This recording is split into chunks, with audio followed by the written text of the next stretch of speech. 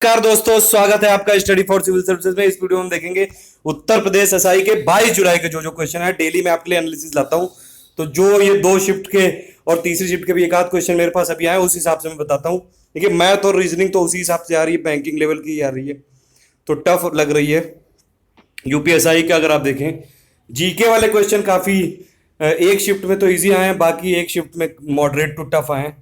तो ये आप देख सकते हैं, और ये पूरे क्वेश्चन में लाया हूँ जितने भी आज अभी तक मिले हैं। और देखिए, इसमें मैं क्वेश्चन भी बताता हूँ आपको और उससे रिलेटेड फैक्ट भी बताता हूँ कि और भी वो दूसरे एग्जाम में आ सकते हैं, दूसरे शिफ्ट में आ सकते हैं, तो वो आप देख लीजिए। तो जीके के क्वेश्चन, जैसे सबसे पहले वाटरमैन पूछा गया कि किसे कहा जाता है, राजेंद्र सिंह को कहा जाता है, अलवर राजस्थान के हैं ये। फिर ये क्वेश्चन मैथ वाला काफी आ रहा है कि एक कोई ट्रेन है, वो 45 किलोमीटर से चल रही थी, और दूसरी ट्रेन जो 1 घंटे पहले चली थी 30 किलोमीटर से, तो उससे उसको कितने समय में पकड़ लेगी। मतलब एक इसमें देखिए, एक पहले ट्रेन चली 30 किलोमीटर की, 30 किलोमीटर पर आवर की स्पीड से, 1 घंटे जब वो चल चुकी, तब दूसरी ट्रेन चली 45 किलोमीटर पर आवर की स्पीड से। अब ये पूछ रहा है कि ये इसको कितनी देर में पकड़ लेगी। बिल्कुल सिंपल सा कॉन्सेप्ट है, रिलेटिव वेलोसिटी वाला कॉन्सेप्ट लगाना है इसमें, रिलेटिव स्पीड वाला। दोनों ट्रेन सेम डायरेक्शन में चलेंगी क्योंकि एक दूसरे को पकड़नी है, तो दोनों की जो स्पीड है वो माइनस हो जाएगी। तो ओवरऑल स्पीड क्या हो जाएगी, 45 माइनस 30, को कि दोनों किलोमीटर पर आवर में दी हुई है, तो स्पीड रिलेटिव क्या आ गई, 15। अब जो पहली वाली जो ट्रेन है वो 30 किलोमीटर पर आवर से 1 घंटे पहले निकल चुकी है, तो 1 घंटे में कितना चल लेगी, 30 किलोमीटर हो गया। तो डिस्टेंस आपके पास रिलेटिव आ गई 30, स्पीड आ गई आपके पास रिलेटिव 15, इसको इससे डिवाइड कर दीजिए, कितना आ जाएगा, 2 घंटे आ जाएगा आंसर। नेक्स्ट क्वेश्चन है फंडामेंटल ड्यूटी से रिलेटेड पूछा गया, जो मूल कर्तव्य ये पूछा गया कि किस समिति ने इसको रिकमेंड किया। तो बाकी मैंने इन्फॉर्मेशन इसमें जोड़ दी एडिशनल वाली। देखिए, फंडामेंटल ड्यूटी जो ओरिजिनल कॉन्स्टिट्यूशन था उसमें नहीं थी। फिर ये 42वां जो संविधान संशोधन हुआ ये 1976 में, और ये इंदिरा गांधी सिंह ने बनाई थी, सॉरी इंदिरा गांधी ने एक स्वर्ण सिंह कमेटी बनाई थी। उसने रिकमेंड किया था कि फंडामेंटल ड्यूटीज भी होनी चाहिए, जैसे फंडामेंटल राइट्स होते हैं। और ये फंडामेंटल ड्यूटीज ये सोवियत जो यूनियन यानी कि रशिया का कॉन्सेप्ट है, वहां से हमने कॉपी किया, और ये इंदिरा गांधी गवर्नमेंट ने लागू किया था स्वर्ण सिंह कमेटी की रिकमेंडेशन पे 42वें संविधान संशोधन से। और ये आर्टिकल 51 में डिफाइंड है। पहले 10 फंडामेंटल ड्यूटीज थी, अब हो गई 11, क्योंकि जो 86वां यानी कि 86th कॉन्स्टिट्यूशनल अमेंडमेंट एक्ट हुआ था 2002 में, उसमें एक ये भी ड्यूटी जोड़ दी गई, जो भी पेरेंट है या गार्जियन है 6 से 14 साल के बच्चों को कंपलसरी एजुकेशन दिलाने की ये उनकी ड्यूटी है। वैसे ये फंडामेंटल राइट भी है बच्चों का, और ये डीपीएसपी में भी आता है। डीपीएसपी में 0 से 6 साल के बच्चे आते हैं, फंडामेंटल राइट में 6 से 14 साल के, उनको ये हक है कि वो उनको एक एजुकेशन मिले प्राइमरी। और ये फंडामेंटल ड्यूटी भी है पेरेंट और गार्जियन की कि वो अपने बच्चों को पढ़ाएं। एक ये फिर क्वेश्चन आया था यूनिफॉर्म सिविल कोड से रिलेटेड, समान नागरिक संहिता से, ये क्वेश्चन शायद रिपीट हुआ है। आर्टिकल 44 में डिफाइंड है ये, directive principle of state policy यानी कि नीति निर्देशक जो सिद्धांत होते हैं उसमें।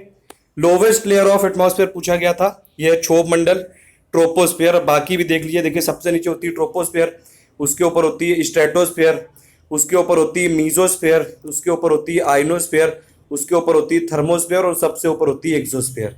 ये बाकी मैं बता चुका हूँ पूरी, ये एक वीडियो में एनसीईआरटी वाला जो बताया था उसमें आप देख लीजिएगा, पूरा डिफाइन किया हुआ है। फिर ये पूछा था धर्मनिरपेक्ष का अर्थ क्या होता है। देखिए, धर्मनिरपेक्ष का अर्थ होता है कि इंडियन गवर्नमेंट का कोई स्टेट रिलीजन नहीं है, जैसे पाकिस्तान में होता है कि मुस्लिम वहाँ का स्टेट रिलीजन है।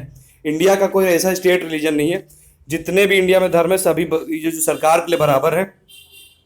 सेकुलर जो टर्म है ये जोड़ा तो ऐसे क्या था 42वें संविधान संशोधन 1976 में, लेकिन सेकुलर तो इंडिया बहुत पहले से ही था। तो ये मेन बात है इसमें कि कोई भी स्टेट का रिलीजन नहीं होता, और सभी को ये जो सरकार है वो बराबर ट्रीट करेगी, बल्कि धर्म के मामले में हस्तक्षेप भी नहीं करती सरकार जनरली। तो ये इसीलिए कई बार जैसे जो केसेस चलते रहते हैं उसमें सुप्रीम कोर्ट ही इंटरवीन करती है। तो धर्म और जो ये सरकार है ये अलग अलग हैं एक तरह से, ये आप समझ सकते हैं सेकुलर का। वैसे सेकुलरिज्म काफ़ी बड़ी चीज़ है, इसको कॉन्सेप्ट को समझाने में पूरा एक काफ़ी बड़ा एक वीडियो चाहिए। नेक्स्ट है इसमें पृथ्वी का ये पूछा गया था, स्थलीय एरिया कितना है, 29.1% है। और बाकी जो है जो अर्थ में वो है ओशनिक सरफेस है, जैसे उसमें ओशन है, पैसिफिक ओशन है, अटलांटिक ओशन है, इंडियन ओशन है, साउदर्न ओशियन है, और ये आर्कटिक ओशन है। तो 70.9% है ओशनिक और 29.1% है लैंड सरफेस एरिया। यानी कि ये लैंड सरफेस एरिया कितना है, 148 मिलियन स्क्वायर किलोमीटर। मुहावरे पूछे गए थे, एक पाखंडी वाला मुहावरा पूछा गया था। इंडिका के लेखक मेगास्थनीज हैं, ग्रीक थे ये सेलुकस निकेटर के एम्बेसडर थे, चंद्रगुप्त मौर्य के दरबार में आए थे। और एडिशनल इन्फॉर्मेशन मैं और बता दे रहा हूँ, देखिए मेगास्थनीज आए थे पहले चंद्रगुप्त मौर्य के दरबार में, ये सेलुकस निकेटर के एम्बेसडर थे। उनके बाद है डिमस्कस, ये आए थे बिंदुसर के दरबार में। और उसके बाद है डायोनोसियस, ये आए थे अशोका के दरबार में। तो ये दोनों और याद कर लीजिए। फिर ये पूछा गया कि भारत में किस स्टेट में सबसे पहले मानसून होती है। देखिए भारत में वैसे तो जो बारिश होती है वो एक होती है साउथ वेस्ट मानसून और एक होता है नॉर्थ ईस्ट से। तो जनरली जो हम बात करते हैं मानसून का मतलब साउथ वेस्ट वाले की बात करते हैं। जुलाई से सितंबर तक जो होती है वो केरल में सबसे पहले आती है। केरल में टकरा के इसकी दो ब्रांच हो जाती है, एक वेस्टर्न घाट की तरफ चली जाती है और एक इधर मुड़ जाती है। तो ये आप याद रख सकते हैं। उसके बाद देखिए अगर ये इसमें विटामिन सी का ये पूछा गया था, विटामिन सी को एस्कॉर्बिक एसिड कहते हैं और इसकी डिफिशियंसी डिसीज है स्कर्वी। आज ही मैंने विटामिन पे पूरा वीडियो बना दिया है, वो देख लीजिएगा। विटामिन डी का ये केमिकल नेम है कैल्सीफेरॉल, उसकी कमी से होता है रिकेट्स। तो विटामिन सी वाला पूछा गया था, विटामिन डी मैंने और लिख दिया क्योंकि ये भी एक बार एग्जाम में पूछा जा चुका है। रेड क्लिफ लाइन रिलेटेड है किससे, India Pakistan. Red Cliff committee बनाई गई थी इंडिया और पाकिस्तान के बॉर्डर को सेट करने के लिए, उसीलिए फिर रेड क्लिफ लाइन बन गई। तो आज वो लोकेटेड है इंडिया पाकिस्तान के बीच में और इंडिया बांग्लादेश के बीच में, क्योंकि अब पाकिस्तान बढ़ चुका है। तो ओवरऑल अगर आप देखें इसमें एक और चीज़ आई थी, आरटीआई वाला कब लागू हुआ था, 12 अक्टूबर 2005 को लागू हुआ था। ये मैंने आज जितने भी जो एक्ट हैं जो कानून है उनकी इंपॉर्टेंट ईयर डेट ये सब बता दिए, उसमें लिख दिए, एक वीडियो बना दिया है, वो आप देख लीजिए। वो उस जितने भी एसआई से रिलेटेड है सब एक साथ कर दिए हैं। ओवरऑल अगर आप देखें तो बैंक की लेवल की ही मैथ और रीजनिंग आ रही है और पर्यायवाची 3 से 4 आया, रेशियो प्रोपोर्शन के 3 से 4 सवाल है, फिल इन द ब्लैंक्स वाले 3 से 4, अलंकार भी 3 से 4, विलोम 2-3, वर्क टाइम रिलेटेड 4 से 5। मतलब ये है कि कोई भी सेक्शन छोड़िए नहीं, क्योंकि किसी ना किसी सेक्शन से आ ही रहे हैं।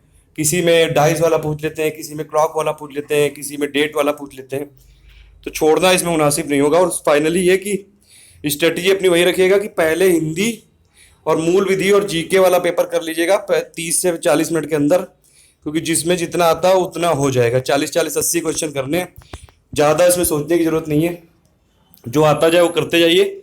और फिर जो आपके पास टाइम बचे 1 घंटे 20 मिनट का करीब, उसमें पहले 20-20 क्वेश्चन मैथ और रीजनिंग के कर लो कि सेक्शनल कट ऑफ निकल जाए, और फिर जो टाइम बचे उसमें फिर मेरिट के लिए करो। तो ये स्ट्रेटजी अपनाएंगे तो अच्छा रहेगा। Thank you for listening, please do like and share, ज़्यादा से ज़्यादा इसको शेयर कर दीजिएगा और हमारे चैनल को सब्सक्राइब कर लीजिए डेली ऐसे अपडेट के लिए। अभी यूपी पीसीएस का भी जो एग्जाम आने वाला है उसके लिए भी काफ़ी सारी चीज़ें आने वाले हैं। Thank you for listening.